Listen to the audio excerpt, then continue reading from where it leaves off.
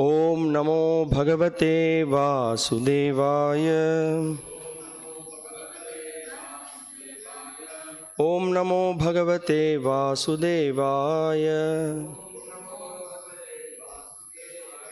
So we are continuing to read from the Srimad Bhagavatam, Canto 10, Chapter 20, Text 20.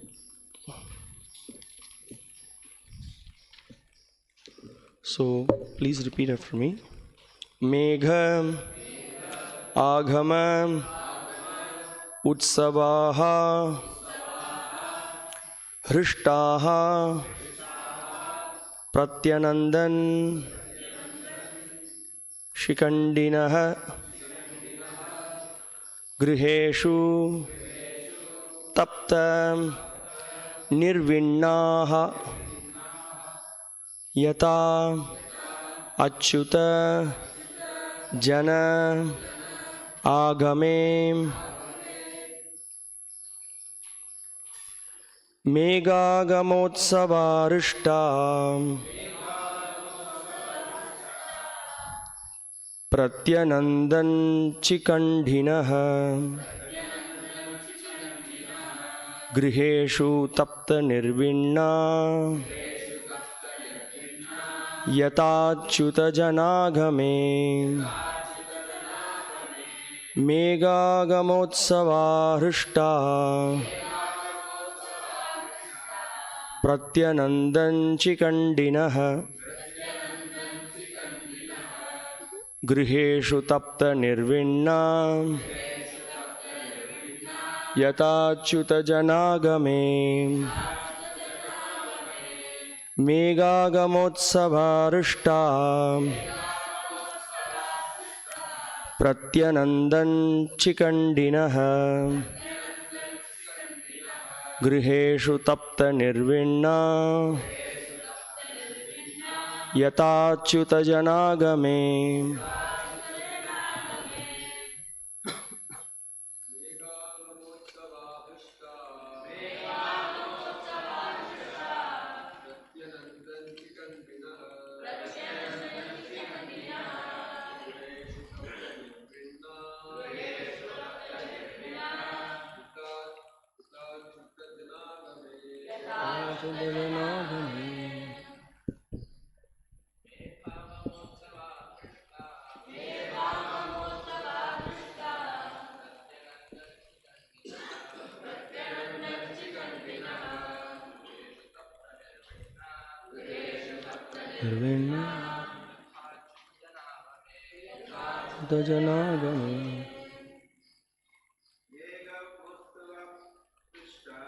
Megagamotsavarushta Pratyanandan Shikandinaha Griheshu Tapta Nirvinna Yatachyuta Janagame. Matajis. Megagamotsavarushta Pratyanandan Chikandinaha Griheshu Tapta Nirvinna Yatachyuta Janagame.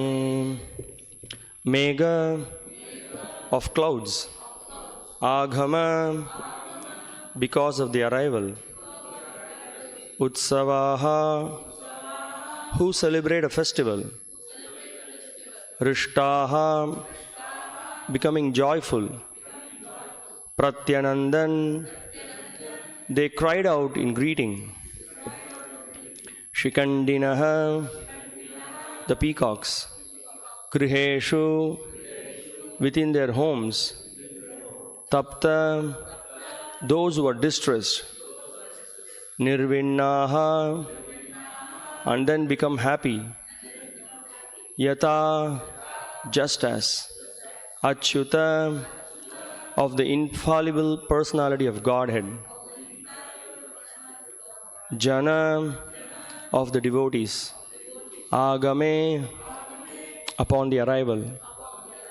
Translation and commentary by the disciples of His Divine Grace A.C. Bhaktivedanta Swami Srila Prabhupada. Translation: The peacocks became festive and cried out a joyful greeting when they saw the clouds arrive, just as people distressed in household life feel pleasure when the pure devotee of the infallible Supreme Lord visit them. Purport. After the dry summer season, the peacocks became jubilant with the arrival of the first thundering rain clouds, and thus they danced in great happiness. Srila Prabhupada comments, we have practical experience that many of our students were dry and morose previous to their coming to Krishna consciousness. But having come in contact with devotees, they are now dancing like jubilant peacocks. I'll also read the purport from the light of the Bhagavata. When the clouds appear in the sky, the peacock begins to dance in ecstasy as a sincere soul becomes overwhelmed with joy on the appearance of a saint at his house. The duty of sages and saints is to go from door to door and thus enlighten the householders in spiritual knowledge. Householder life is compared to a dark well. In a dark well, the frog cannot see the free light of the open sky. The dark well of householder life kills the soul. One should therefore get out of it so that he may see the light of spiritual vision. Saints and sages mercifully try to uplift fallen souls from the dark well of householder life. An enlightened householder therefore takes pleasure in the appearance of such saints and sages at his house. The mind of the householder, who is a conditioned soul, is always disturbed with threefold miseries of material life. Everyone wants to be happy in the householder life, but the laws of nature do not allow one to become happy in material existence, which is like a spontaneous fire. In the age of Kali, as described before, people in general no longer take pleasure in the presence of saints and sages, nor are they interested in spiritual enlightenment. The saints and sages, however, take all risks to propagate the message of Godhead. Lord Jesus Christ, Thakura Haridasa, Lord Nityananda Prabhu, and many such sages risk their life to propagate the message of Godhead. Self-realized saints and sages take such risks for the spiritual enlightenment of the people in general. They do not take vows of silence meant to win cheap glory from the ignorant mass of people. God is satisfied only when his devotees take all sorts of risks to propagate his glories. Such devotees are unafraid of the difficult journey to cross the ocean of nescience. They are always anxious for the welfare of the fallen souls who are attached to the false enjoyment of materialistic life, in which they forget their eternal relation with God. It is the duty of the saints and sages to enlighten the fallen souls, and reciprocally, it is the duty of a householder to receive the saints and sages cordially, as the peacock dances in ecstasy at the presence of clouds in the sky. The fire of threefold miseries experienced by materialistic men can be extinguished only by the cloud of mercy of the saints and sages, who can pour down the water of transcendental messages to put an end to the miseries of the householders. Namo Vishnu Padaya Krishna Preshtaya Bhutale Srimate Bhakti Vikasa Swaminiti Namine. Namo Vishnu Padaya Krishna Preshtaya Bhutale Srimate Bhakti Vedanta Swaminiti Namine. Namaste Saraswate Deve Gauravani Pracharine Nirvishesha Shunyavadi Paschatya Deshatarine. Jaya Sri Krishna Chaitanya Prabhu Nityananda Sri Advaita Gadadhara Srivasadi Gaura Bhakta Vrinda. Hare Krishna, Krishna Krishna, Hare Hare, Hare Rama, Rama Rama, Hare Hare. Mega Ghamotsava Hrishta Pratyanandha Chikandinaha Griheshu Tapta Nirvinna Yatachyuta Janagame. The peacocks become festive and cried out a joyful greeting when they saw the clouds arrive, just as people distressed in household life feel pleasure when the pure devotees of the infallible Supreme Lord visit them.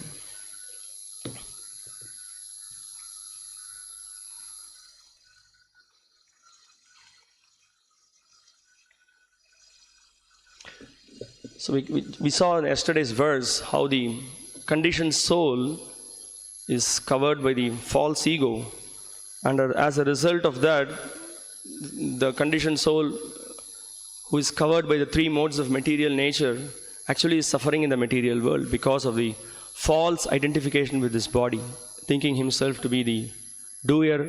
I am this body, I am the doer. So we can see this time and again repeated in the Bhagavad Gita and the Bhagavatam, the idea of ahankar and then mamakar. So the idea of being covered by the false ego and also thinking oneself to be the doer, oneself to be the enjoyer. So that is the status of the conditioned soul. So in today's verse we see actually those souls who know that they are actually suffering in this material world. So they need shelter, they need guidance. So when they see a sadhu or a saintly person who visits them, who gives them transcendental messages to save them from the conditioned soul, so they're so enlightened. So the analogy is so beautiful. Here, the peacocks, they see the clouds. So because there is a hot summer season, and then the clouds are formed, it's going to rain. So just by the arrival of the clouds, they are in great ecstasy. So they are dancing. So similarly, a person who has an appreciation, who knows what is his position in this material world, what is the value of the human form of life, how he is covered by the three modes, and how he is suffering in this material world, and he needs to recover from the diseased state. So he will appreciate every moment of association of those great spiritual masters or the pure devotees of the Lord, who comes to rescue, who comes to give transcendental knowledge. So in the purport to the light of Bhagavata, Srila Prabhupada, he begins the purport with the explaining the responsibility of the duty of the sages and saints.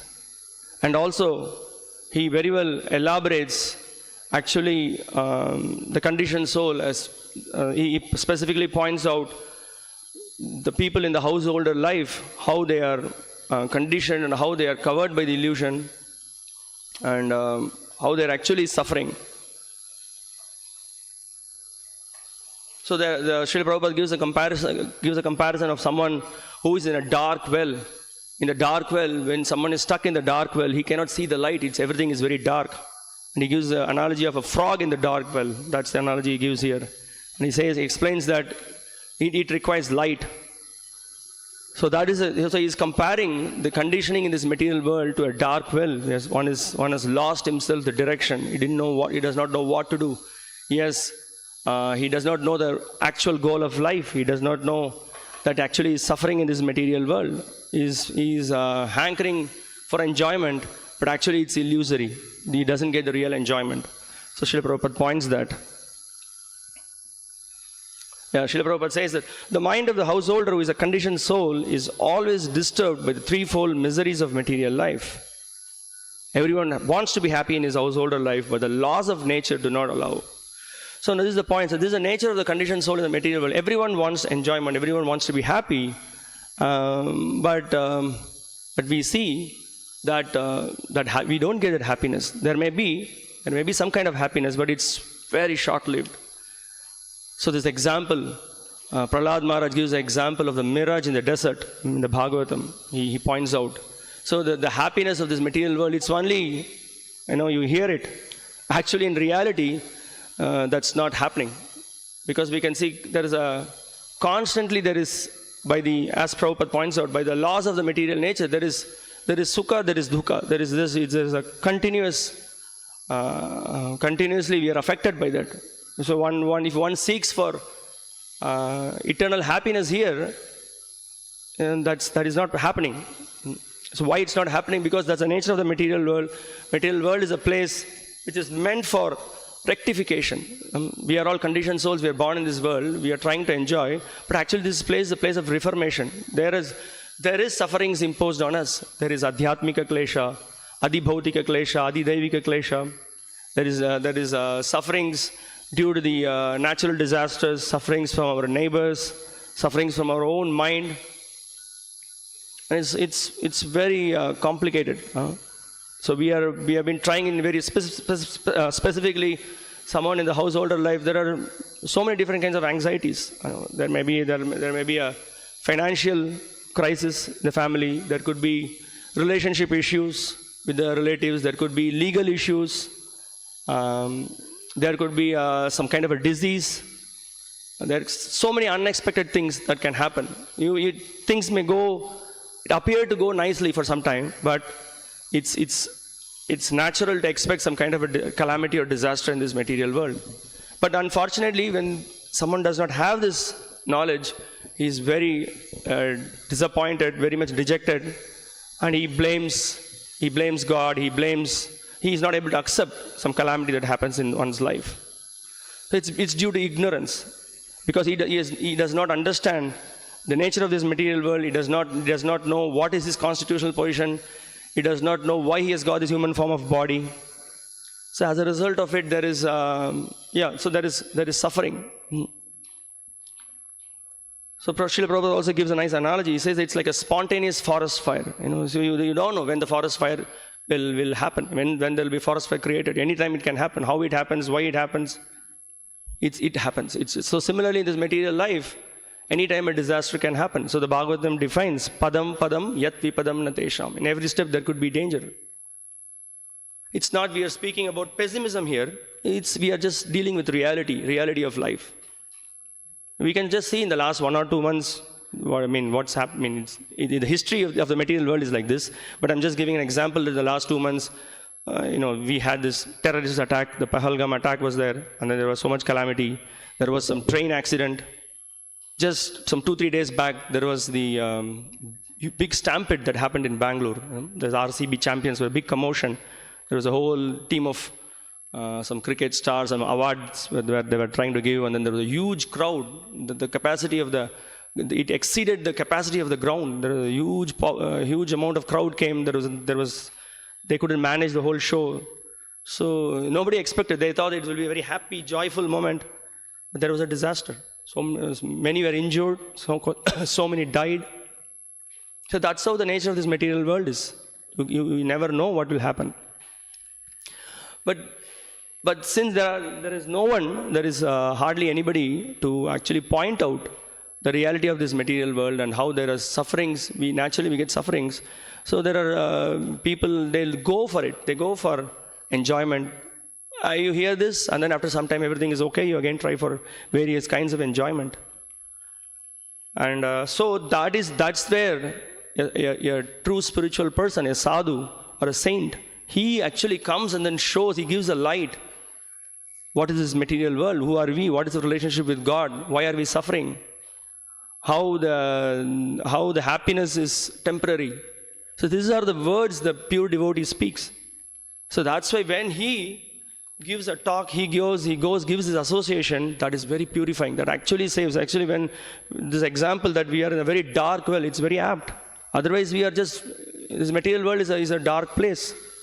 There is no light actually. Although apparently there is sunlight, but actually if we do not know who we are, what is the relationship with God, what is our connection, what is it that we have to really do in our life, we are actually hovering in darkness. That's what is happening. So that's why when Srila Prabhupada in this purport, he points out, he says that people in general in Kali Yuga, they are not interested in associating with saints. They don't want the presence of saints in their house or they don't want to come in their association. Why?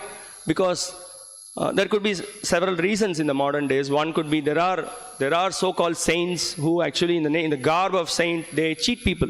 They try to take away their money. They try to take away their assets. I don't remember the verse. There's a nice verse which says that your real guru is one who actually takes away the anxieties of his disciples. Anxiety means that the person is undergoing suffering in this material world because of the kleshas. He gives the right knowledge. He gives the right understanding.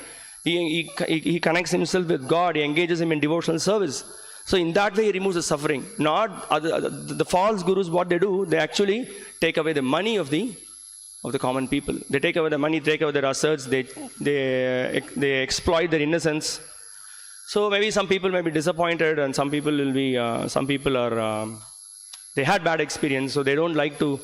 And there are many saints like that, so-called saints. They are just actually cheating, and they're having so many different kinds of institutions. and the name of spirituality, they just speak. It's all just materialism in a covered way. They speak, and then they try to, they say that you can do whatever you want, whatever you like, you can do. This okay. This is okay. Everything is okay. This is the philosophy they give, and then they try to cheat people like this. But here, we can see a true sadhu. Actually, he gives the transcendental knowledge, and he is not able to see the suffering of the conditioned souls. And we can see here in this purport, Prabhupada is repeating again and again this concept of that the material happiness will not satisfy the soul. And we can see this theme repeated in the Bhagavatam right from the first canto. We can see that this is being repeated. Specifically in Prahlad Maharaj's sections, he very clearly points out why the conditioned souls are not happy. So the very first instruction that he gives to Hiranyakashipu, he says, Tat sadhu manye suravarya dehinam. He says that, Tat sadhu manye suravarya dehinam, then asad griheshu. So the main major problem is that the bahirarthamaninaha, there is also the conditioned souls are attracted by the external energy of the Lord, and they are trying to lord over the material energy. And as a result of that, they are actually suffering in this material world. So this is one point. And then Prahlad Maharaj again, he speaks about how he gives the example of this Mrigatrishni Rupam. He gives the example that how the happiness is comparing that to the mirage. So there is actually no water in the desert, but even if you are really thirsty in the desert, so much you are traveling, and then you want to quench your thirst, and you get a drop of water. How that's going to quench your thirst? It's not going to quench your thirst. You're really going to hanker more and more anxiety. You'll be in anxiety. So that's the reality of this material world, he explains. And then again, he explains that even what is the association the people are having. He's making the point that so there are so many people who do not have the knowledge of spiritual life. So these kind of people, they have social gatherings. They try to discuss about various subject matters. All the subject matters are subject matters about sense gratification. Shrotavyadini Rajendra Nrinam Santi Sahasrashaha Apashyatam Atma Tattvam Griheshu Grihamedinam. So in the beginning of the Bhagavatam, again this is a discussion. Shukadeva Goswami in the second canto explains there are so many subject matters people are discussing. It's all about eating, mating, sleeping, defending in a sophisticated way. There are so many books about so many different subject matters. You go to a library, you have thousands and thousands of books about various subject matters. But subject about the Atma Tattvam is not being discussed. People do not know about it. So unless that is being discussed, that will only satisfy the soul. That will only give the real happiness. So that is not happening. So this subject is being discussed in the Bhagavatam again and again. Yeah, again he speaks about that because punas charvita charvanana, right? They are chewing the chew. Their same subject matter is being discussed again and again. So that's why Prahlad also is speaking to the Hiranyakashipu that, my dear father, you cannot understand this. None of your friends will understand this because the subject matter of Krishna consciousness cannot be understood by some discussions and then some debates amongst you. It should be heard. The subject should be heard from a pure devotee who is free from material desires, whose only desire is to please the Lord. Only then the subject matter. Yeah, this is a beautiful statement. Srila Prabhupada says, the fire of threefold miseries experienced by materialistic men can be extinguished only by the cloud of mercy of the saints and sages who can pour down the water of transcendental messages to put an end to the miseries of the householders. So this is the whole point, that when the pure devotee, he speaks the truth, he speaks the reality, he brings the real message from the spiritual world. And that's their very nature. Their very nature is they can't see the suffering of the conditioned souls. In the 8th canto of the Bhagavatam, when Lord Shiva, when he saw that this hala poison it was coming out, so he volunteered and then he drank the poison. It's a beautiful verse. It explains the nature of a pure devotee, how he cannot tolerate the suffering. It says that tapyante lokatapena sadava prayasho janaha paramaradhanam tadhi purushasya kilatmanaha. So the pure devotee, tapyante lokatapena, the pure devotee, what he cannot tolerate the suffering of the people. The people in the material world are suffering. So he undergoes voluntary suffering to save those people. He takes voluntary steps. He travels. He meets people. He gives the transcendental message. He exposes the misconceptions. He gives the solutions to the problems based on Guru, Sadhu and Shastra. He does not concoct, or he does not manufacture something from his own mental factory, but he sticks to the message from the parampara. He sticks to the message of Guru, Sadhu and Shastra, and he knows this message will deliver the sufferings of the conditioned souls. So Srila Prabhupada, he points out further in this purpose, this is amazing. He says that the pure devotee, he goes on to take various kinds of risks to save the lives of the people. So this is out of compassion. So we can remember the purport to the Bhagavad Gita, chapter 7, text 28. Srila Prabhupada points out that why the sadhus wander, why the saints wander to different places, just to give association to the conditioned souls. That's their only aim, not that they are moving around for getting some facility, or to go and then take some nice food in some rich man's house. That's their only aim, is to give them association, give them the transcendental message, explain them that actually you are in illusion. So they know to what degree to speak, everyone is diseased, so what kind of medicine to administer, what is the treatment, how much dose to give, everything the pure devotee knows. Accordingly, he treats the patient. So that is a real work, that is a real help. So they are the real saints. So they don't cover the message, they don't speak something else. See, sadhu means he gives the pure message. Again, Bhagavatam explains, Tato dushangam uchrujya satsu sajjeta buddhiman santa eveshu chindanti. This is the point. Vyasanam muktibihi. So what the sadhus do, so intelligent man should take association of such sadhus. Why? Because by taking association of such pure devotees, dushangam uchrujya, you will be able to give up the wrong association in this material world. Because all the wrong association, it could be from the television, it could be from the newspaper, it could be from the YouTube channels, it could be from men who are very much associated with women and illicit connections with women. And in so many ways we can get wrong association. And all this wrong association, it's constantly spitting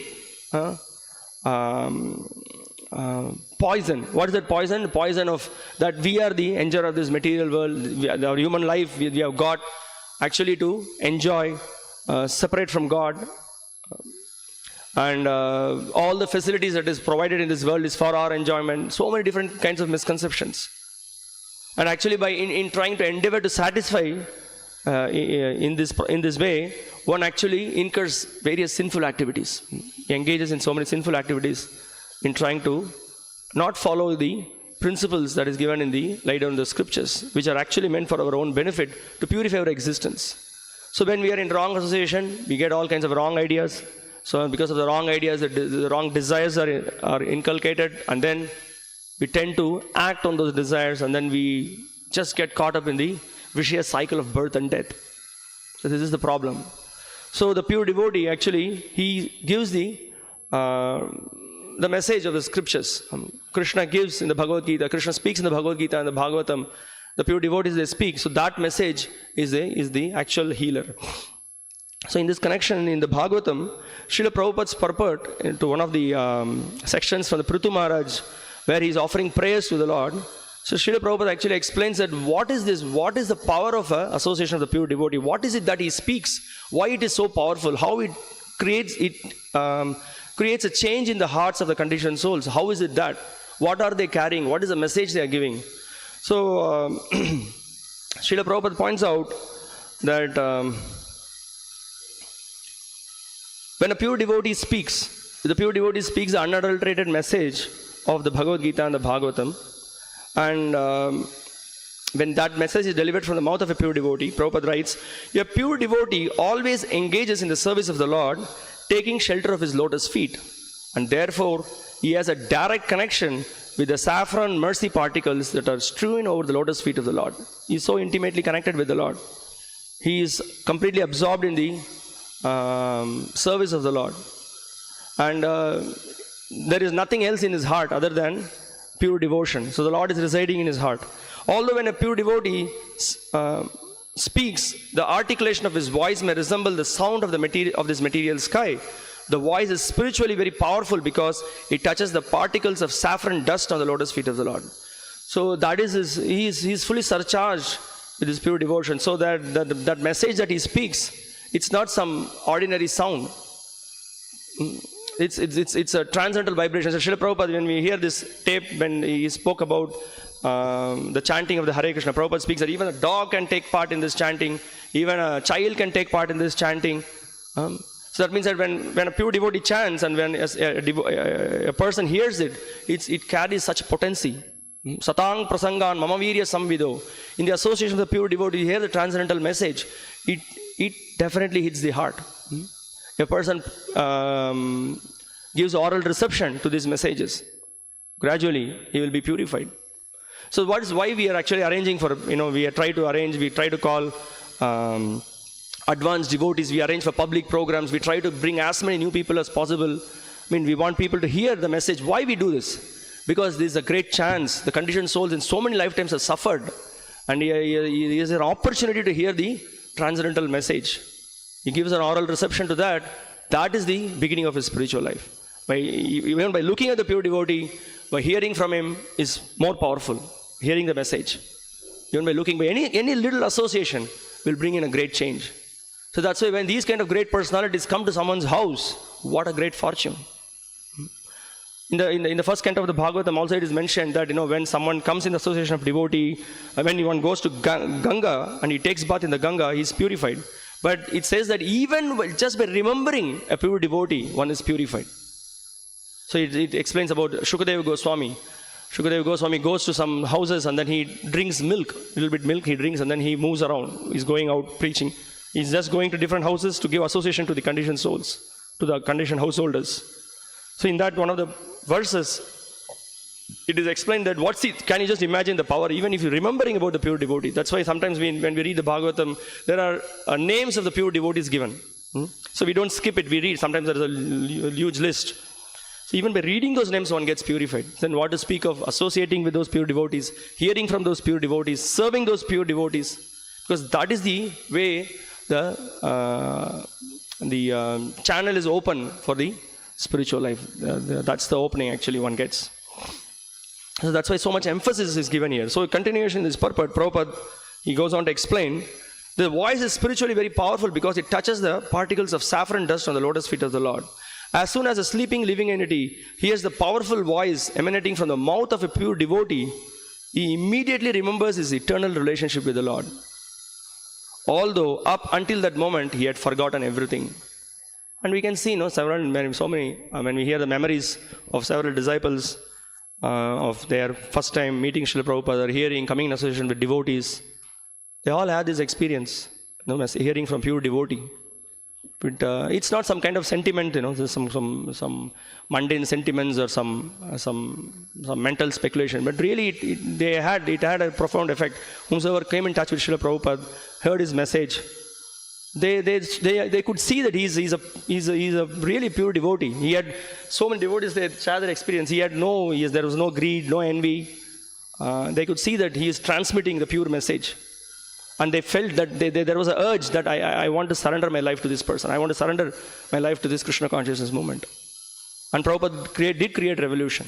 And Prabhupada in this purport, he points out one more thing. He says that, so these devotees take risks. And who else could be the greatest example? Of course, in the scripture, there are so many other, in the Vaishnava Parampara, all the great acharyas have taken risks, no doubt about that. We can see Ramanujacharya has taken great risk in preaching. They really gave their life. Even Srila Bhaktisiddhanta Saraswati Thakur, they were about to kill him. The police revealed that they gave money to kill him.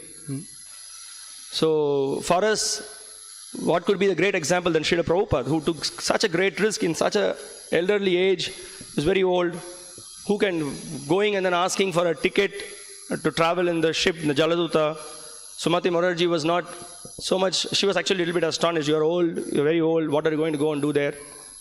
No, he took that risk. He survived 2 heart attacks in the ship. And then after that, going and then going to America, and then after that, so many things. He took risks in trying to expand the Krishna consciousness movement, in trying to preach. Not only that spirit he inculcated in his disciples as well. They all took so much risk as also. He inspired them, he gave them the strength. And and all those things, why he did? Because he had that compassion. This is the real compassion. To save the conditioned souls from the suffering. In one of the memories, Burijan Prabhu says that Srila Prabhupada once said that he wanted to deliver the entire universe. So what is this? This is the overflowing desire of a pure devotee. He wants to save all the conditioned souls.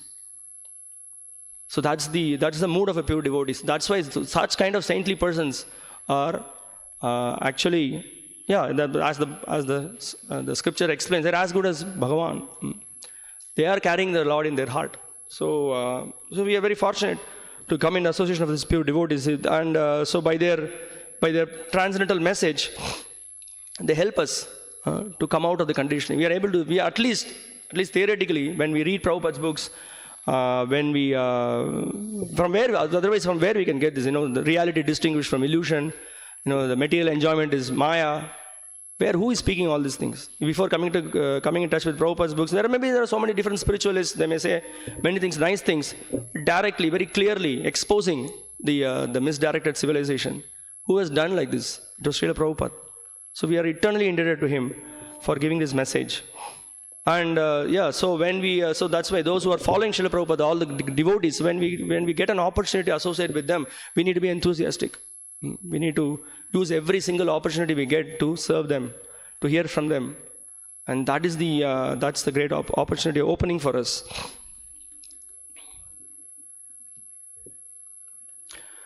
Yeah, so in this Parpat, Prabhupada makes another nice point that there are, he says that, so in this Parpat to the Bhagavatam verse regarding the saffron particle, Prabhupada says, every one of us is kuyogi because we have engaged in the service of the material world, forgetting our eternal relationship with the Lord and the association with his loving servants. So it is our duty to get over from the Kuyoga platform to the Suyoga platform. He says that we should become proper yogis. That means that we should try to control our mind and senses. We should engage in the process of devotional service with the association of pure devotees under their guidance, engage in devotional service. So in that way, we will be reinstated in our constitutional position as eternal servant of God. And then that will give us real happiness. And the fact is in the life of the devotees. We can see what we were doing before, how we were, and how after having taken to Krishna consciousness, how there are changes that have happened in our life. In a gross way, we might have done some sinful activities before, but by the association of devotees, by chanting the holy names of the Lord, by rendering menial services in the Krishna consciousness movement, and we are able to see that we are able to overcome the gross misgivings. And also, the more intensely we take to the practice of devotional service, the more we will become free from the subtle influences. Dhanam, Janam, Sundarim, and then Puja, Labha, Pratishta, from name, fame, glories. And then the more we are purified, that our desire will become more refined. Only desire is to please Krishna and his devotees and to fulfill the mission of our acharyas. So gradually we will be able to rise to that level. Then we will be extremely happy. The soul will be, that's why we can see the pure devotee Srila Prabhupada in any situation. He was always happy. When we study in the Bhagavad Gita and Bhagavatam of a pure devotee in a difficult situation or in a happy situation or in a favorable situation, all the time he is very steady. But for us conditioned, it's sometimes very difficult. When situations are very favorable, it's very good. When the situation is a little bit unfavorable, it becomes difficult. Because for a pure devotee, it is possible because he is completely in the transcendental platform. So for him, he just looks at everything as an opportunity given by the Lord to engage in his service. So